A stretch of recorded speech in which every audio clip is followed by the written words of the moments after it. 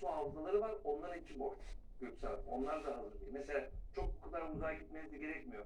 Su havzaları var. Böyle içlerinde suların olduğu belli bölgelerde onların içi de boş.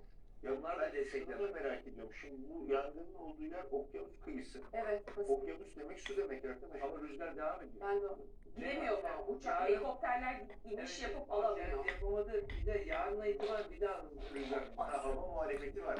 Hava muhalefeti var. Tamam, Gerçekçi hava olarak muhalefeti, yani orada tamam hava muhalefeti var ama tabii yangın söndürmek için de şu Şu anda helikopteri görüyoruz. Çok bayağı bir uzun mesafe gitti. Ne kadar gitti değil mi? Ne kadar? Evet, çok gitti. Bu arada şu an tabii göğe hala daha gitmeye devam ediyor da küre dönmüş bir Los Angeles havadan çekimleriyle. İnanılır gibi değil tabii görüntüler. Gerçekten çok acı. Dünyanın neresinde olursa olsun. Devam edeyim müsaadenle. Buyurun. Orada Ukrayna konusunda şöyle bir tanımlama yapmıştık. Burada Amerika'nın Biden